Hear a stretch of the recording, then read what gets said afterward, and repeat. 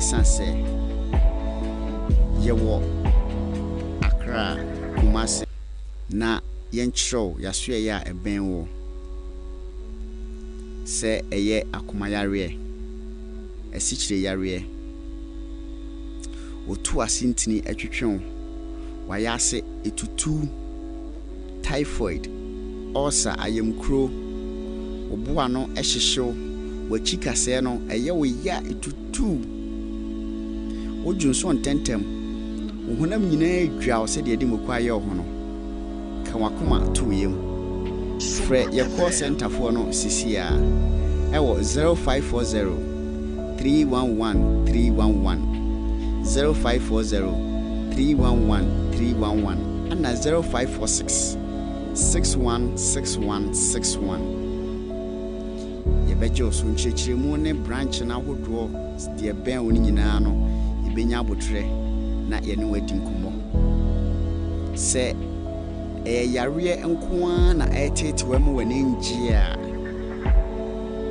misro kanwakoma to yem esanse nyankopon edi 21st clinic April say be you were free amane ne atete oyewa ufam efayare shen so say yewo Accra Kumasi Techiman Nkranza Wenchi Sunyane Brekun Goso Debiso ana Dwaboso ye dwuma fridwada edi kwesi memenda so wani je ebibiduro ho nko ade a ene na eye 21st clinic ana clinic of your time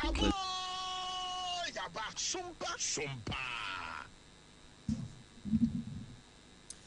Ewie adeshemaima yamamu nyina moadwo na yamamu atena CBM Ebraso se healing point dwumedie no yetena se na yede ebeso mo ewo Yesu Kristo ni wusori eda kwasi adaimu na empempi na no Yesu awu awie wama yenkwagie na etode bia ya na enema bi ewo yemu na boso ni mu no eya na temachie bi ba ho nso no yenhwe ensiesie no yenye ho nkyerɛkyerɛ nti na ebe no ane se eba na yade bi wo hɔ ɛwɔ mema so enso eba eka abusua ni nyina no ntie na ba bi a wo bia no mekoto asra wo sɛ wobɛtwea bɛ Sompa TV na wasa atwea bɛ Tara 1 TV na watie Sompa 106.5Fm wa bra yɛde healing point dwumadie ɛbrɛwo rekro na wobɛte yɛnka ɛwɔ asante mantem Sompa 93.1 FM etwafa hɔ Sompa 98.9 asomo wosunyane sanso na Sompa 90.7 so kremu ɛwɔ Nkranza Techiman ɛyɛ Sompa 106.1 FM Takwafo nso ejema adehye ho ɛwɔ Sompa 101.1 FM afa Sompa 103.3 FM so ɛwɔ Takrade ebusia doma no ɛyɛ Sompa 101.3 FM omunyina som ene ada affiliate ɛna wonom ɛboa yɛsɛbɛ yɛ nipa wonom achichi ni pinche no dwumedie won sabetimi akabi na timi aboa won pomden ho ensem dwumedie ɛyɛ 21st clinic the sciatica expert for ena eso yasene yama mpanyimfo nyina Dr. Brother Foster so efri ne so kompanyimfo ahodo nyina so manager Fori manager Daniel ene Dr. Salmo 21st clinic nyina no yama wonom afinhyiapa adwumayefo nyina so yama mo afinhyiapa ne wo a wagyebre ne adagye etie yen na wo hwe yen so yama afinhyiapa social media handles no yetwa live wo ho Sompa 106.5 FM Accra ubenya yen ewo Facebook sanso ena wodi wani kyeremu ewo sciatica research and 21st clinic a won sabeka yen sciatica research center so obo Facebook a won sabeka yen ewo ho YouTube no so eye Sompa FM live decoder no so ye dem wo ho betimi atie yen ewo ho medin de Oheneyere Maama Yaboah asiama bronya obetimi afrem abrewete ne odon for the Dr. Castro Osei Kasua branch 21st clinic on Dr. Penyeya wotia ho odutu na mo abeka mensa wo fidiem hasen mu nti maame ma no akwa badok acha me mo afinhyiapa afisa se na ne ma nso nyina akoye chance sei ohun so ayefe medasi doc na doc wada roma ma yentie wo 21st clinic ye hu se ye jingle no boss sia no ye hu de ye ewo ho emisa wo se empempen o ba no ya de be pa na ansa ekoso wo. Okay. 21st dear obi anim say yare ekoso wo ho pa yes sabebre a etaba ya so ye sciatica na say sciatica na ye ka sciatica so a ye ehoma bi a enam efa esisi echisa eradiate ekọ ye nan mu etimi etwetwon etimi ehyehyew na etimi ma a lot of pains a odwene ho kra onye de wonte ase eno na ye 21st clinic ya heda aye de asua aye ho research enya ho duru a etimi de etu ase eyi free ho Sompa FM no kan na ye ba be kasa e de afa prostrate ya na ye kese ehu na saa ya de we say ye boso ana ye se me ye mo ahye me no na de me se konse edu me ma dodo na etie ye nsesie ye de rubber toto ebi be mem obi de ho nso ayakwa akwa ne surgery obi nso krampo de o afa na e ban so wo hu ye tie ka se prostate enlargement a ade na obetimi aka de afa ho amaye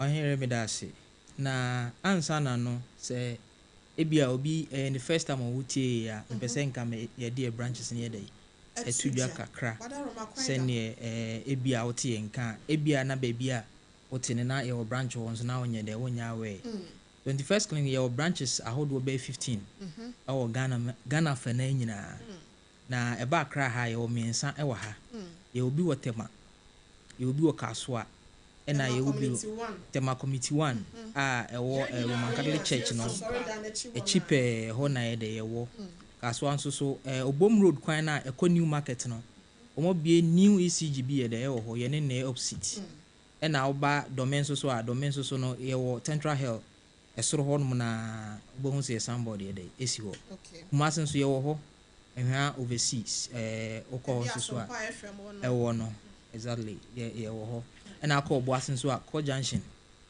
ye wo ho ye wo takwa so ye wo takrade ifikuma number 9 ena ye wo techiman sunwane nkranza so ye wo ho nkranza ye wo GN Children's Park GN Bang no inside na na ye wo techiman so ye wo ho no mo brekum so yedi akotene e wo ho dwaboso good ahon so ye wo ho dwaboso ni de bi so nyina ye wo ho na go so nso abotan so SSF nche and so ye wo ho Kufuridia so ye Kufuridia Agata Market ye wo ho a enti ye number ye di dwuma no 0540 311 311 0540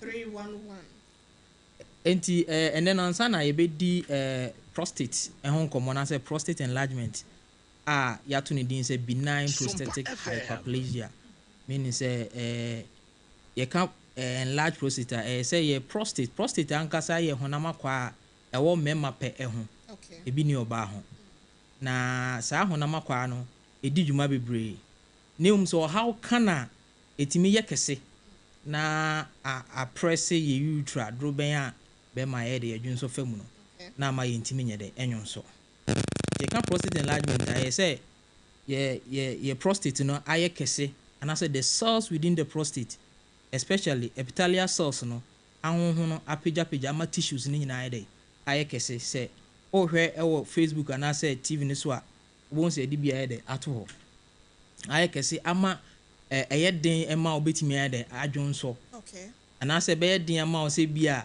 wo ni oba enya enamu nhia ejaculation betimi aye dey atake place eno na a friend prostate enlargement so one obehia kra sa wo hu besane no eyedin because say ye hwe image na ye be hu say ye wodroben bi a da prostate ni ekopie ye dwonso twa animu saa droben no say eye kese a eka mia no exactly eka emia no nti enya eka mia na ebe ye den say dwonso anase ebia o ne obehia nsuo na afiri ho ba no betima ye dey aba out because of say prostate na the eye kese na say hwe image ya wodi atoso ya hu say prostate no e die brother na say adwonso twa na se pe na hydroben na etua eye bladder no so ho no e ba be fa me ma modu ani mu ho no eno no na ne kon ho no so no prostrate na afa ho no enti se eba se ye kese a na emia sa adroben retwa emia droben no enti ema Johnson no ntimi nyede emfam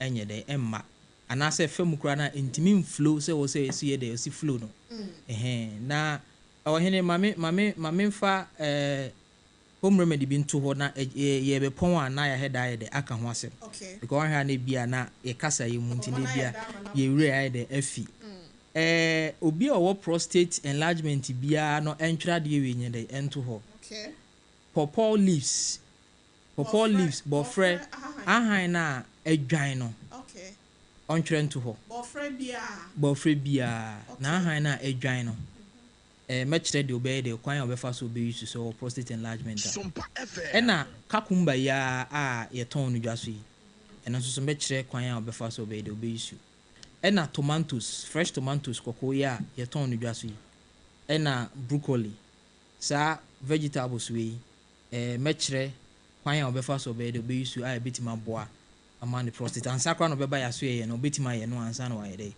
aba hɔ na yɛayɛ no hwehwɛmu na yɛaboa no. Okay. Doc, boy enchiremu to de bia na obi se ne awusika ye no ono obenya nhyiamudie wo mpem kola se be ya ne ho beba no na akwa asem de ama ne nyina ye prostrate ya wachira me ye ho to de bia wo ne obi eteka mu kakra bi no wasi no akwa dwonso kakra bi no wasi o se me kodwonso obi won so krampa otimi se be me bi dwonso na wa fe ne sia kowie mu a ochimo ansa de waka wisem no ansa na watima dwonso obi timi kem aisa otiem oti ya wankasa wo e wo ne bema ne mu boye nchiremu okay say na ya na prostrate no e ba ya no e sha ase e ba ma no koduru sam pempen so okay enti say na ewusi chiremu de we nyina ye science anase niema e bo nkae wo ebra we de prostate na de ayekese so na medical account first one bit say difficult or frequent urination ya na say o prostate ni yekese a etimi ma odwonso ntentem okay so na ya na senisi senisi tie ne say esan say urethra droben na eda yedwonso twa animu no efa prostate nim ansa na abeto ye be manimu no ya na etode bia prostate ni yekese a senim di kan no tissues na say epithelial cells na e prostate nim se honhon a emia no enti basa na ema Johnson no esanso mia urinary bladder no e basa ema Johnson ne ye ntentem enti na so ahwe obi o prostate enlargement a otena ka ema otimi esi Johnson several times ansa na ka na ye dey akwa akudru eno ne science a e bo nka ema hu se o ye dey wanya prostate enlargement okay and a second one nso so e difficulty in urination e den say nipa ne be dey be Johnson ene say o Johnson abun so wochem se ne osi ukan no na se prostate no eda wenim na ede asoso no de we esi demu nti no emia na se wanchim a Johnson ne nyedai ema Sompa FM because emia droben no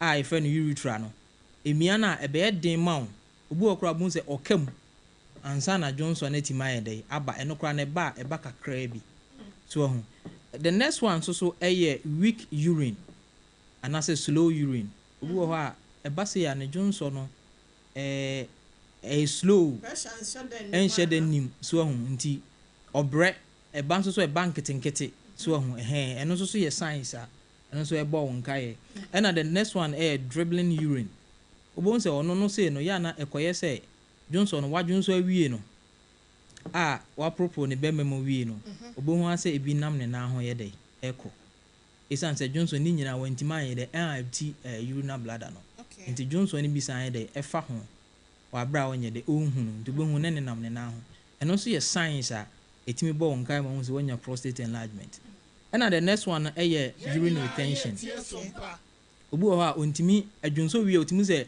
obepopo mo wie no na ebia ye dey akam eno kra etimi mana ya ase ye dey ne ya mana ya ase ye ne because Johnson ni nyina ntimi nye dey emfree urinary bladder anymore esa bladder ndi abam na asa no untimi fully no untimi ma ni nyina ma ensign ma because baby a se ni di kankan no baby a prostate ne da ene urethra ne da no emia ne sa na ema urethra droben no be ye ketwa enti be ye ketwa so esen mia bladder na nkasa urinary bladder no enti ma entimi empty o Johnson ni nyina anye de emfree bladder anymore okay enti ba sa na ma Johnson ni bitimi ye dey ekem the next one so make one say my blood in urine.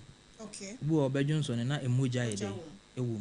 Ni nyina bo nkae. Na no no de na ta yesa ne say Johnson no check ewo urine blood anim. Because untimi empty bladder no. Enti echa irritate the lining of the urine bladder. Okay. So na ama emoja ye dey. Erere ne nkakra.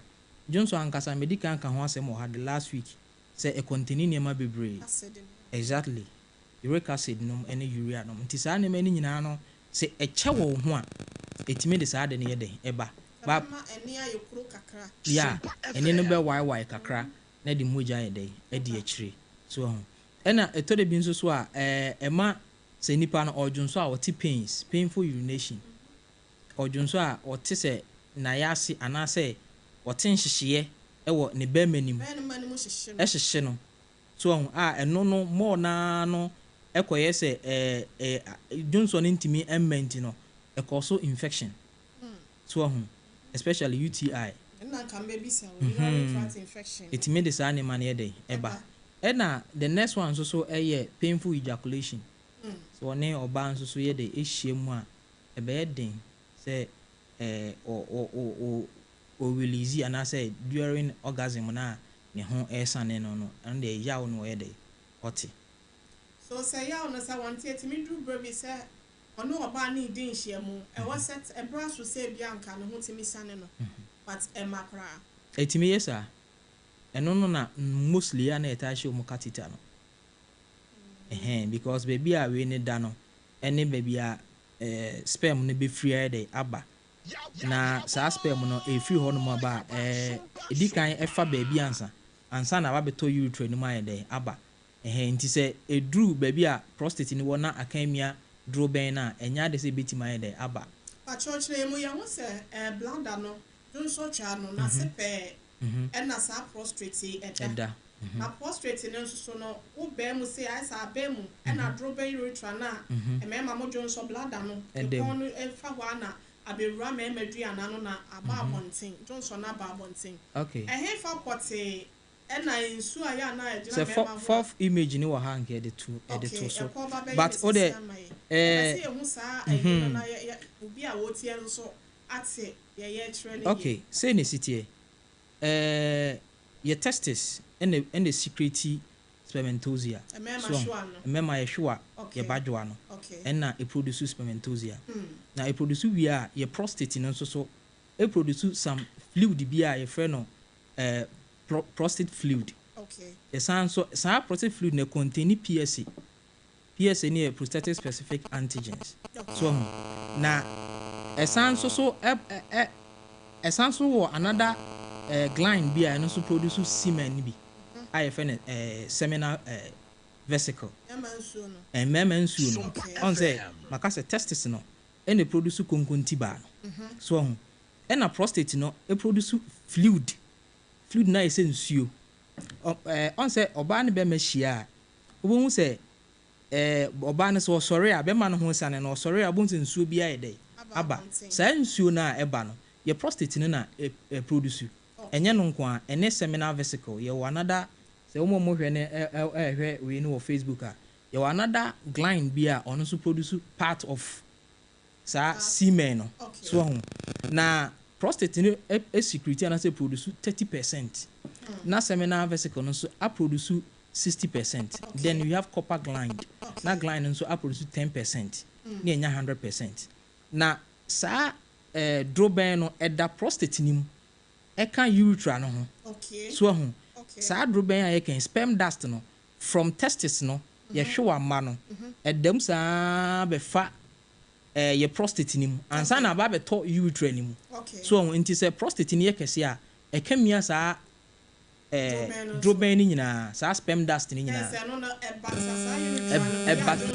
exactly eno no mane sa ansa na ba beto urethra nim ba ni nyina fa prostate nim so nti se prostate ni yekese a emia sa we ni nyina e ka ho eno ntina ya na the last time me kan say obi ho kra na wonya problem e was adro ben sperm dust na e fa beto ye be many ne urethra anim na etimi ma ne sperm no instead of saying kebeba out no esan akọ urinary bladder anim. The last time I can ho asem because there is a gate, a sphincter edit ehye saa enema na ede ano so enti no say your prostate ni ye kese san say saa droben ni nyina sperm dust ni nyina eda prostate ni mte ka ni nyina ede emua na ayeden say oni oba ehia ohunso ni betima ede aba out na say nerves na e control your bladder no or how ba ho a eno so etimi ko fast prostate enlargement we normally we ni na so de make causes ne so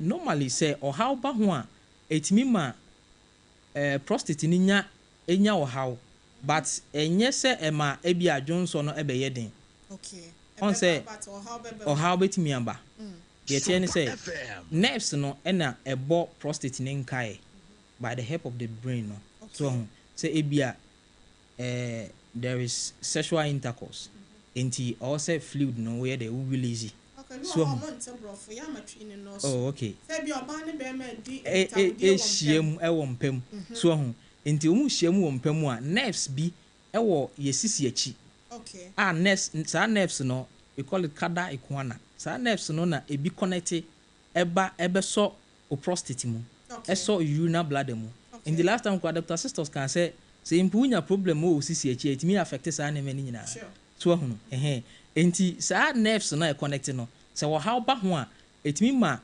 secretion of sa na ma we nyina eye so ho but eno no nya actual cause ebetimi the prostate enlargement eye aba ebetimi the how eye aba and etisi cause no say e be na ma na ya na eye confirm the mass prostate enlargement me da say enti the actual cause of prostate enlargement no is unknown okay but scientists say omuhu ni say eye hormonal imbalance and our hormones ye chemicals okay communicate ewo ye nipadua ni mu nti saa hormones no say wo how ye de eba ho a ana say hormones na ho den kofom a ene de ba emema wo hormones bi a efre no testosterone saa testosterone no doduo na obema ho ena kakra bi wo ma ho okay so ho na testosterone no say ye nyini duru ba bia ne level no ye de ekofom ekofom and there is another hormone bi a friend dihydrotestosterone saa hormone no eno na esiesie bema o prostate essence esiesie obema say obema mu be edu ene enwi ne saa ne ma na ye saa ne ma ni nyina okay enti say o testosterone level no kofom a na dihydrotestosterone level no so ye de ekosro enya kosro essence eno na esiesie the lining of the prostate which is the epithelial cells na ma eye kese yes say bema bi wo ho bia ne bema ne neso na due to enyini nti no ebia eswate a saa de wo kan na ebetimi na ma ento form kra okay enti wo level say testosterone level no ekofom pe because unyini a ekofom nti na ya na say prostate enlargement age condition okay say unyini a prostate bit mind aye kese but enye obia na ye de eye kese nti risk factor no kra kasafa family history and as a hereditary ho so enti say testosterone level ne kofom a na dihydrotestosterone level no cost because 10% ebe can dihydrotestosterone level no ho enti ebasa na ema the lining of prostate ne dey eye kese na eno de saa o how we nyina ye dey eba ena omusan say scientists say osan hu ni say estrogen level so etimi de saa de ne dey eba okay estrogen na e wo ma ho no kakra san wo mema ho okay yeah emema ye testis ene produce testosterone by a man so ovaries no eggs no ene produce what estrogen so but kakra ye kidney no there is a gland that friend adrenal gland and also produce kakra estrogen kakra so eboa both men and ma by o ma ho pa se be ba be ma ho bebira na ya na etafre mu say ena exactly ena say testosterone level no so come ma ho bebira no nso so bonse ne ho afufu bebre so ho enti sa estrogen level no say no so testosterone no kofom mo a na estrogen ne kosora eno nso so prostate gland no okay na amine nso ye dey kese eno nso so scientists say they need much researcher, but no yet the major cause I decided near day eba. No, could be a war a situation. Or when you say what's in your prostate enlargement. Yeah. Or a situation there. Ostane 50% risk say waiting enya prostate enlargement. Okay. Because a situation nankasa no a idea normally a cause hormonal imbalance. So enti etimima the level of this testosterone ni nyinaa de ekofom. Ena se sichire nso so edorso mogya ni mu a there is poor circulation. Enti tissues na ɛwɔ prostate ni mu nyinaa nso so ehia mogya. Emogya no nso so ehia na containing nutrients ena oxygen. So eba sa na elake sa na ma we nyinaa. Enti ema cells no yɛ dɛ ɛhonhono yɛ akɛse. Okay. So because ehia this kind of Sompa FM. nutrients we no let me good I na adwuma. Enti se elake sa na ma we nyinaa na ɛha prostate no. Okay. Enti or diabetes are ostane high risk. Okay. Say obeti my day enya prostate enlargement. Now obi wa kumaya de call hospital nya prostate TBS and also so ka ho. And also a risk factor back up. And also so yeah. You can't come area ya na normally ni nyina ye moja na e bofa blood vessels ni mu. Okay. And na the pressure e din nam blood vessels ni mu no e ma blood vessels no e harden. E den. Se ne ye ka nutrients ya any oxygen ya no. Se pressure ene mu a e ma se ne wo se hia e ma contraction e take place ni nyina na so ye de so te. Yes, akokakra na nka atua. Swat aye o viva ni nyina boa e ha ni nyina because the pressure na ye dey enam na prostate no so hia sa blood we no mu nyina na etima dey aye ni nyua. Enti sa akoma no problem ba ho a eno so harden blood vessels na e wo prostate ni mu no e ma etimi dey enlargement ye dey eba. Enti o was our problem so ye risk factor bako. Your babies are saying that lifestyle be na etimi Emma Obi, ya na so remu a ebetimi ama na nya prostate enlargement TB. Ahono de meka na say oma ye obese bu ho a aduane die ni a aduane die aduane bia obeto bia na wo ye de wodi. So into lifestyle sa na ma na eno so timi de sa de na ye de eba. Okay. O kasiye bebre no enso so ema a lot of fat e build e tissues ni and as cells ni mu. So I prevent a risk factor. So enti say one hwe wo lifestyle ya and also so especially a mema no and also timi de sad na dey eba. For him from wo complications in. Okay. Yeah, what questions people why betimi e okay. Enti ananka ma menwie risk factors no preko. Okay. Because yanka family history. Oh, okay. Yeah, obi wo ha wonim say ebia ne papa e wo sa condition we a or stand a risk of 50%. So obi ti menya sa problem we. Yeah, ne papa free mo nim say ebia sa prostate enlargement. Yeah, na bi. Ana say ebi kura wonim but wonim say oh we live my life. Enti menya dai. Ye ka family history and say hereditary a genetic issue. So moja enti san say moja ene genes mutation na say abnormalities bi etimi ma sa de ne yeden eba. Okay. Na afi obo hu say wanyina duru ba bi no anka wo enjoy wo no na sa de na yede asset in. Enti basa na waduane die mu ne wo lifestyle no so we much careful. So say ne enkofa sa how na yede ma. Abusia Sompa TV, 31 TV, Sompa 106.5Fm. And the other affiliate Sompa efiti ahodo ni nyina no and a healing points ye de every 21st clinic and a one ma so ya sna dwumedie kwasi ade bia no ye de ba wa kwam yitakra na fa no wasome sanse ye de wese ni ya na ehu na eba nso so a eka wo mu etimi ma enije wo mu na efri mu na ne titu ne se wa ball bread do baby na ubenya wadaje na wo bread na chese watimi enjoy wo no na yade we say aba bebo amafie dodo na no awade na gigya ama abusua so ntem watete ama obi aye ankona muntin pacho eya na ye kase ya na watimi ayi waso no wage adwa no watena se na watie bi fi se complications na doctor dey ba betutu dwa no tie bi doc ma yanko Okay. complications no dear na say we say about how ebetimi afiri mu de aba. Okay, complications ebetimi aba bladder stones. So na no bladder stones na ye kan urinary bladder stones. Enye say moba. But on the Johnson no, the last time I can say Johnson contain some you can say electrolyte debris. Okay. And on ye minerals. Into some minerals it me form crystals. Okay. Say prostate no emia urethra na droben na ye Johnson fam no say prostate no ye kese na ekemia na ema Johnson impie. Okay. Into say Johnson impie a sa electrolyte na say minerals no ekeka bom.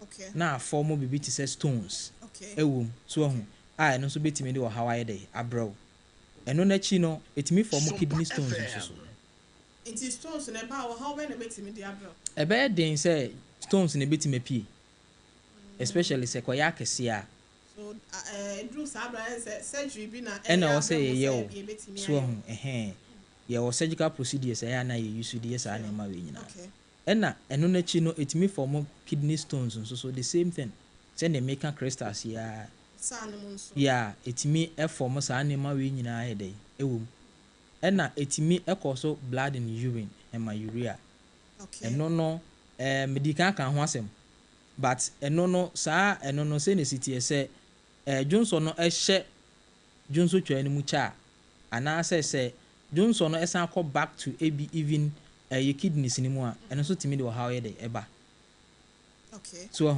eno no timi ma obon say oba Johnson no na anase Johnson beba kakra na moja ye dey edi akiri because irritated lining of the urinary bladder no anase ebia urethra na eso kidneys ni mu na eba form no ansa na ye wodro ban a eso kidneys ni mu ansa na aba Johnson twa ni mu ansa na ye wodro ban fa obem mu nti urethus so nti sa dro ban no so no se wo ha ba ho anase bia kidney stones bi ye dey eba ma Johnson ntimi nye dey MP be ma sa blood na ye dey aba it eba sa there is a damage of the blood no na eba ena yes anima no so eba sa why no blood and damage na say ya eno na ya na omo share catheter for the rest of your life na say eno no mom de catheter no de ya na etaye urethra no droben na prostate ni fam no so ena ma ye share catheter nti say blood and say ya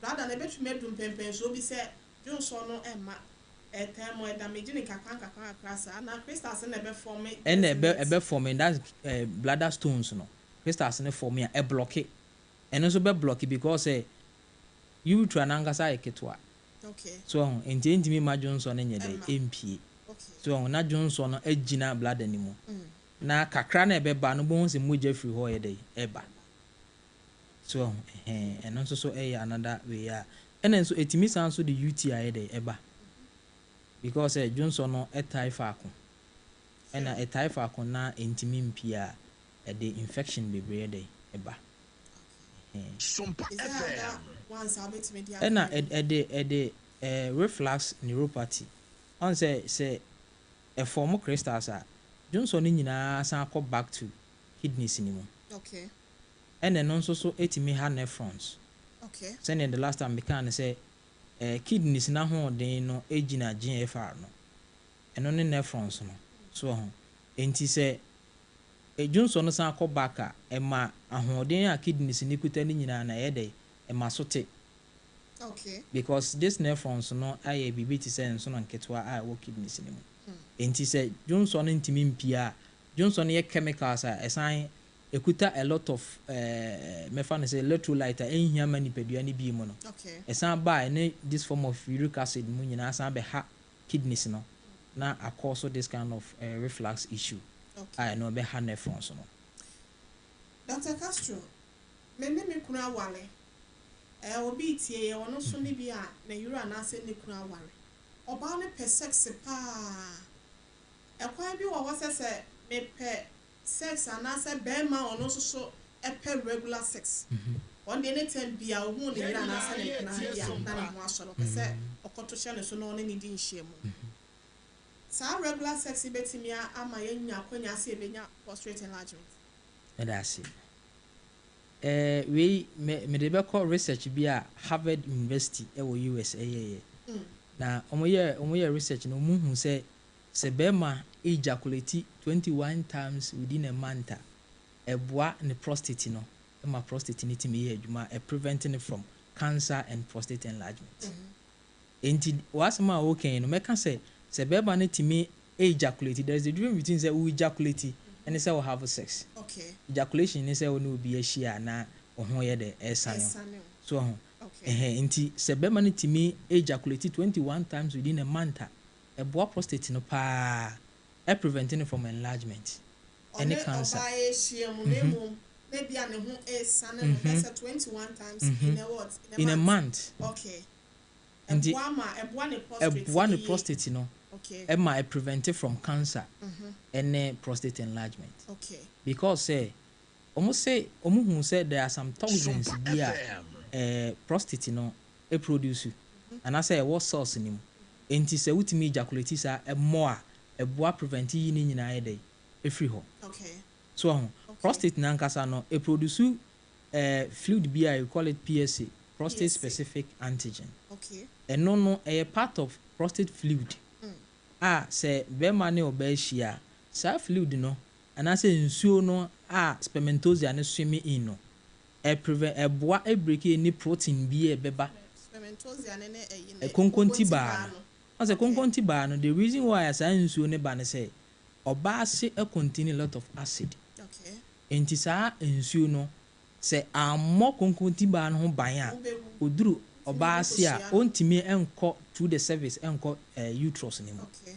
So on say ne city enti sa fluid ni nyina no boa ebo ho ban prevent acidic level na wo oba se ne de free ho emma enti wo say ya na bebre ba consulting say dog me ne me kunu hia na ensuo ni nyina san de abesene ko me se nya no kre adentira sa fluid no e na dwuma wi onya duru oba se wi a fluid no semen ni nyina o se san ba back na spermatozoa no konkonti ba no esweme efa cervix ni mu efa tube ni mu ye de ekohia nkusua so enti fluid no e na dwuma wi enye ensuo na ebe ko no na ebe ene e o se de akrai de eba enti nsuo na eba no konkonti ba bi anya de enim omukoda dada.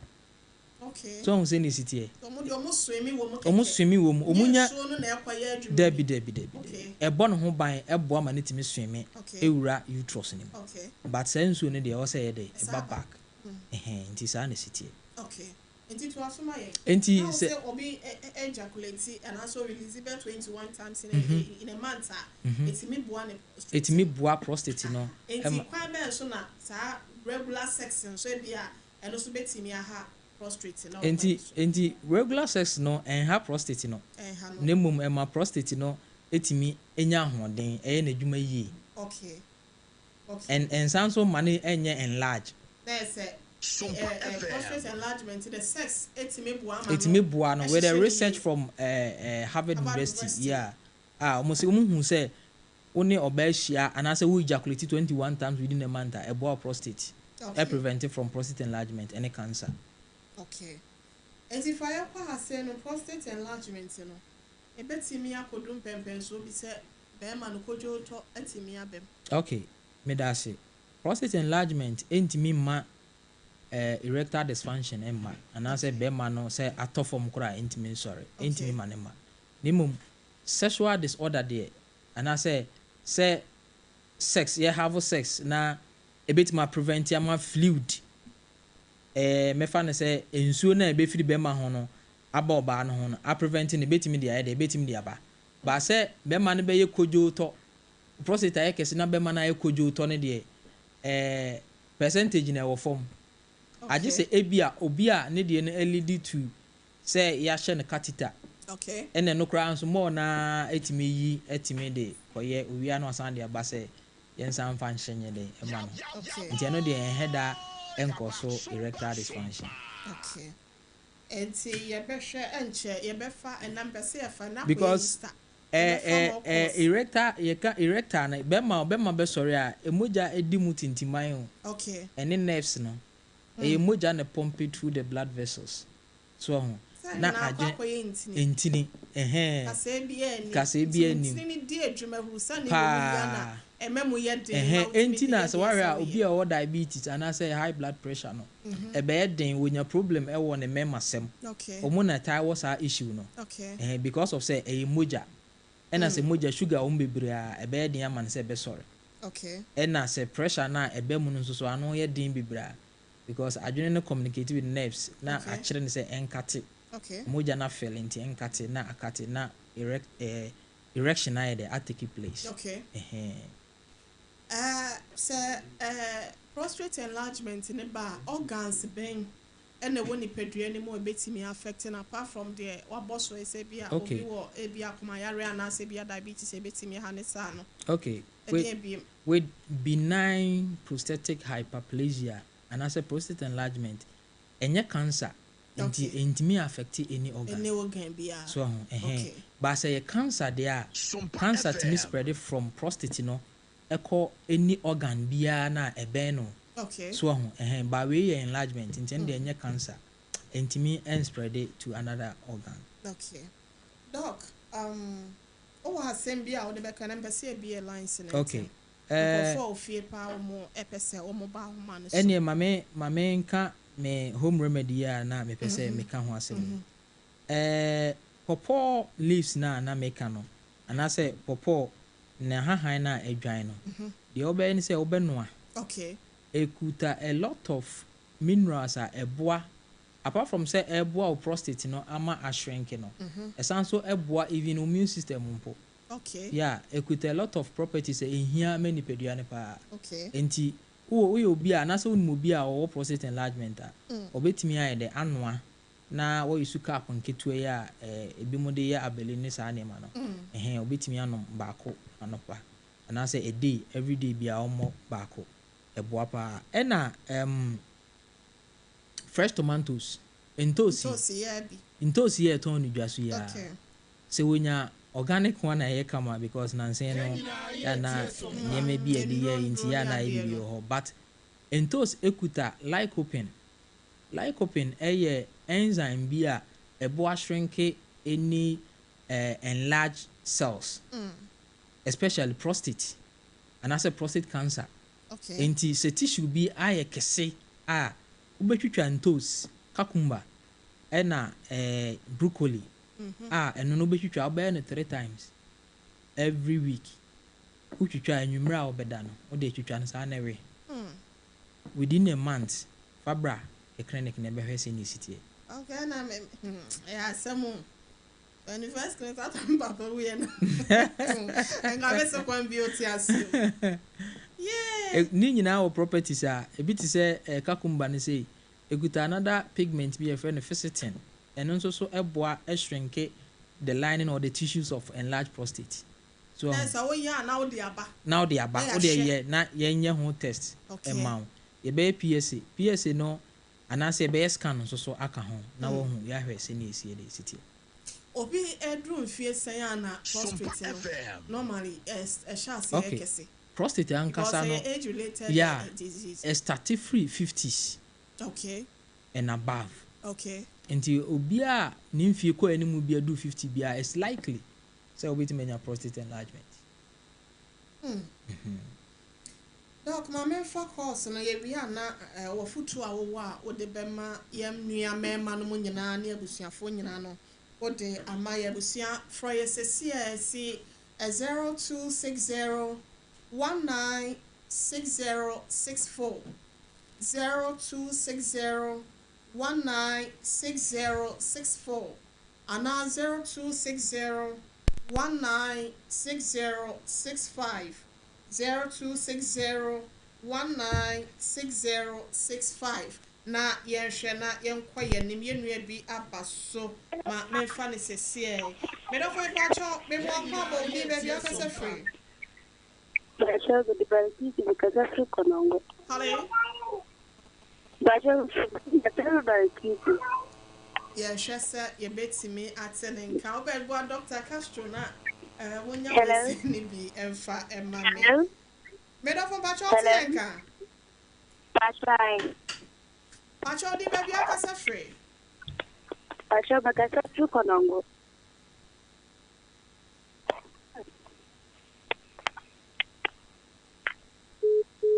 Oh. Kafra, what's it called? Hello, Pacho, me mo afin sha pa odi baby akasa free. Onyankopon kra ya wa ha se no. Ayo.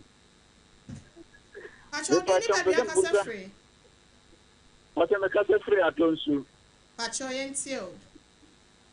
I'm a touch of myself, say. But some business doctor say, first statement say, Ekesia, excise bena. Who say, Ekesia. Size. And the problem, the budget, any day, no, say, I was there to 19. Okay. Pacho yo. Mate, what's into obey one why? Sompa FM. That's a self free. Hello, me da from Pacho odi baby akasa free. Hello.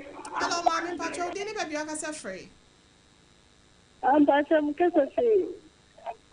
Kumasi. Pacho ma yentio. Pacho wewe na sema na baby sa. Pacho ma yentio. Wewe na sema na kampeni mbisa doctor. Mami etio ya samba ya.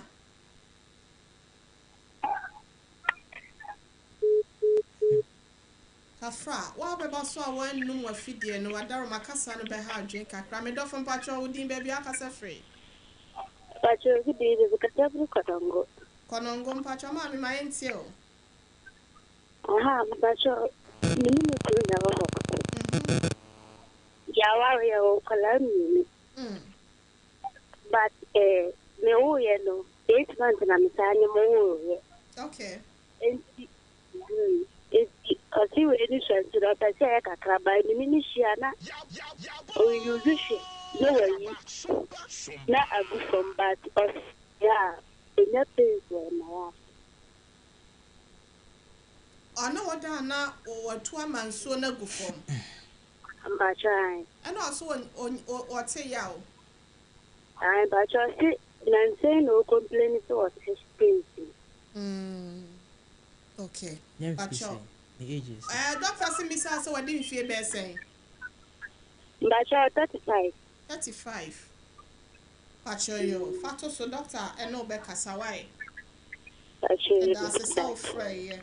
Me da from Pacho di baby akasa free. But your friend, Nana Kwame, because of him, Coco. Nkoko, run on Pacho my entio. Well, Pastor, I'm a sort of cafe. So I said, yes, Bema, send a prostate, no, prostate, no, not with things that Miss said, Bema, and no, so by a Bema person of Beshi, and I said, Obana money choir, and a prostitute, so you can say, that's no say, no crime as a losing channel, then also. Be a person no Beshi, no Obana Mauquine, a bit me, I can one more prostitute, and I can say. Okay. Pacho yo. Yeah, that's it. Now, soon it's here. Omo hospital ni bi na. Hello, me no Pacho Temenka.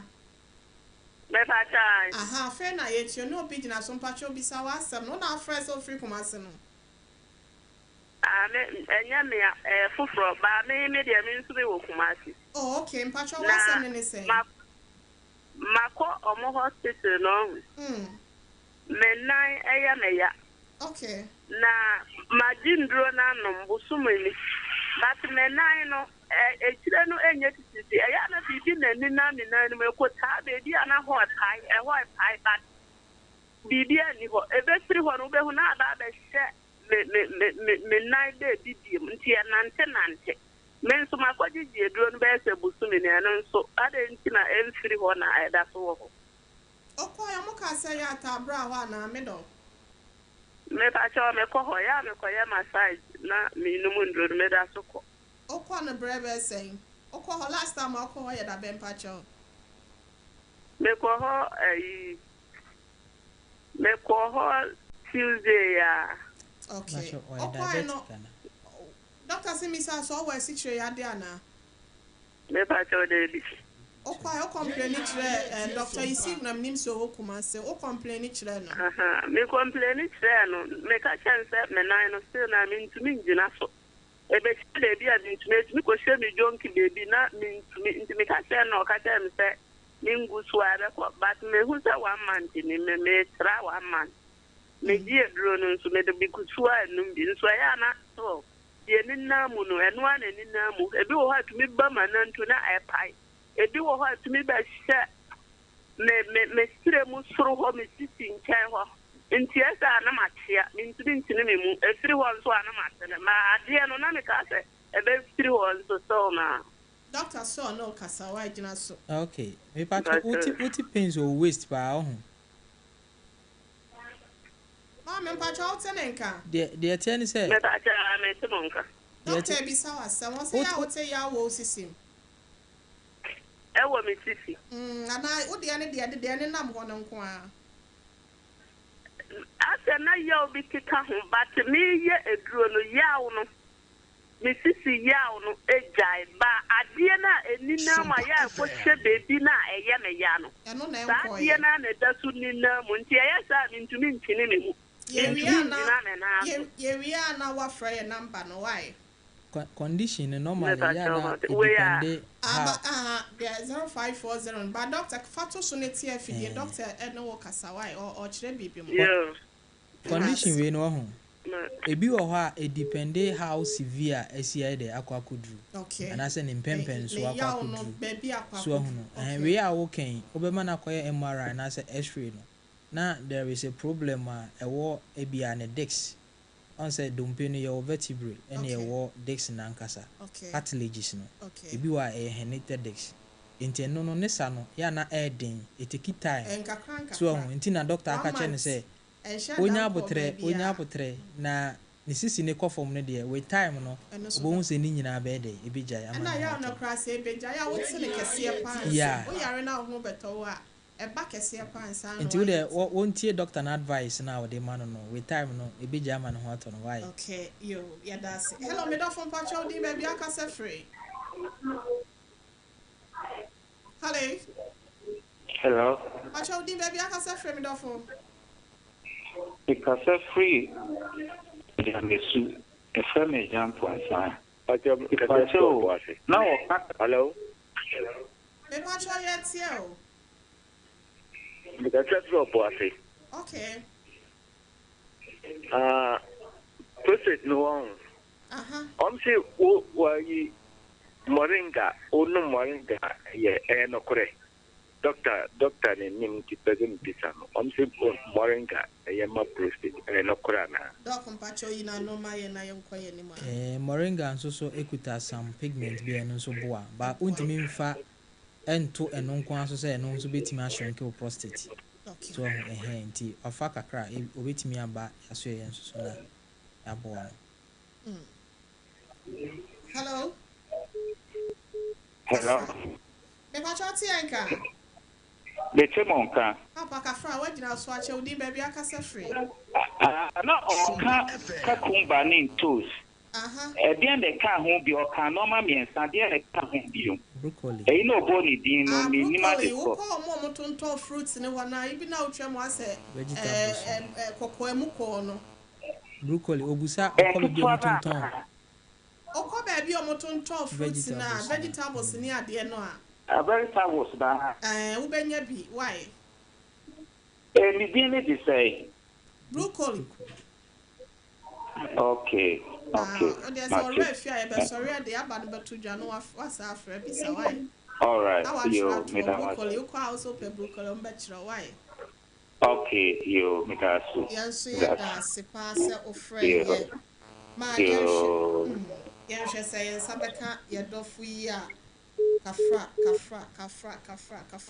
Doc, my info we answer. Hello, Pacho di baby akasa free. Me di be boat in kaswa. Kaswa Pacho my entio. Pacho anytime ya me oba be de bia na me nsu aye aba aye nsu mu As spare me and be mu euro bi wo. Pacho say. E mo aye euro bi. E Pacho ai. I shall say the best say. Ache, meaning about the several times, like on to me for ache. Okay. O de o work as 20. Doctor and Sufrika so ne buy only baby at 21st clinic one. Pacho Dario. Doc cheni ye so. Nti work as way there say unim new marketer. New market. So unim Obom road kwan na e fa ko new market no. Me pacho me pa. Omo bie ECG bi wo ho ye ne na opposite why. Okay. Also omo bie ECG bi wo ho. Number we ana. On friend number we. O de ECG office na omo bie ne for ne opposite and say ye be sorry e de number ne beto dwa why. Okay. 0540311311 why? Okay. Yeah, that's a self free ye. Doc. Okay.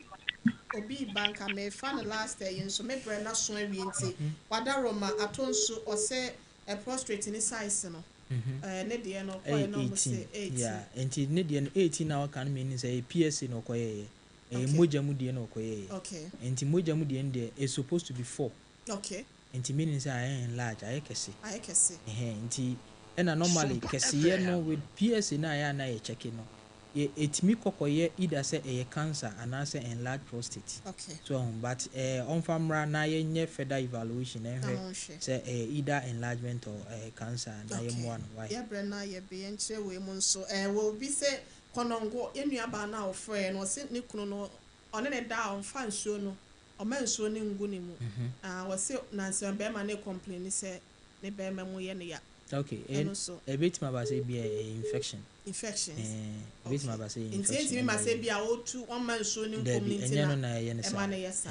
Ti onko hospital na. Ida say onye ebia mema na omo twetwe omo ho ne bia. Okay. So ho na normal way a wo yere ya either say infection and this had ne dey ever. Because omo aya no mutaye sa no etimi mo munya pains e wo ne lower abdomen. So ho. Okay. I think so more can be ye womo de na no. Any of them no free enko call no so de ne say ye na no wa hase. Mpacho mo frɛ wa hase no ne nyina no. Mo friends sa abaya me di to dwai so emfa emma me. 0540 311 311 0540 311 311 Studio has said the intimate Fabian patch. Your number is 0540 311 311 0540 311 311. On diverted course and Quebec picking a doctor and more in Como. I was a dog. What's some way chatto seconds in the encore? Woman na twema adwen asibibi so kakra woman na waka say wako for a month ni send you see pen in nsanya de enkan advice kakra me man say oba ya so ya ho condition obia ne the actual cause and I said the e bae and the root cause so enti say ebia obi nya 1 month and hotel no na 2 weeks and hotel na ebia wo de ne ye different enti advice a doctors de be ma no wo de diso so say 1 month 2 months no de hwe wo de nya abotre na de diso because ebi wo a much severe and say on say there is a root of nerves a wo yesisi achi no emu bi na yenya sciatic nerves no enti obi wo a the nerves no say root of nerves ni nyina no aye being compressed as a pressure kotoso enti e basa na the pain ene na ma omo no bo hu say otimi dwonso kakra okwa ha na still dwonso san ede no so ho enti safo no wo de omunya abotre ma yaresa with time no ye man no na ye man ye this kind of therapy no ho beti ma ede aton okay medase enti ochia o maame no papa mo finhia pa mo wo chia mo baka eni so mo hweme yo Dr. Brenda Foster ye mo finhia pa oni manager Daniel ne manager Foreign Mr. Robert ene ma me akwasi agwo age manager ya owo Sompa 106.5 Eduma ye 4 year 21st clinic nyina efrinki to aso ekosi doctors empanyimfo so and afi Sompa eduma ye 4 nyina so ye mo bi afinhia pa erade nkoso enhye no ma ye ahoden se be betimi asonsompa Dr. Castro and Africa Swa branch 21st clinic ba ya ye ne no edi ehye mo Facebook fo nyina so ye da mo asese munya abrani adaje na mutimi ehwe healing point dwumedie medi do Oheneyere Maama Yaboah esiama bronya obetimi afre mabrewatia odonfo no edidrum ye na ye behwe na yetimi asai ehia dase enne ma menna miankasa menua be ma me ba ne ma de nyina obedase ono na hwe ya odumbo ai ma bibia so etimi ekoso Topi Rebecca yedase no message Dr. Yusuf enemo amaka nyina so yedamo ase ebusia ya sorry edwa so ebono nwotwe a this is just a little thing in the sight of the Lord. A Reverend Apostle Franco said what the bebro was Sompa eya na wanya bre etie bi TV no any radio no so now be yenhra wante unipeduase a wote ayaresase esono se wo apomuden ana esono se wo ahoden yare bia woni efre timanu maduro abra wonim yare no kofa bae wei eye 21st clinic yenyina so a yede sa yare wo 21st clinic no yare a amanfo tituni abrochirefo enim se yesa pa no ene yare a friend se sciatica se ye kase sciatica eye ehuma bi a efri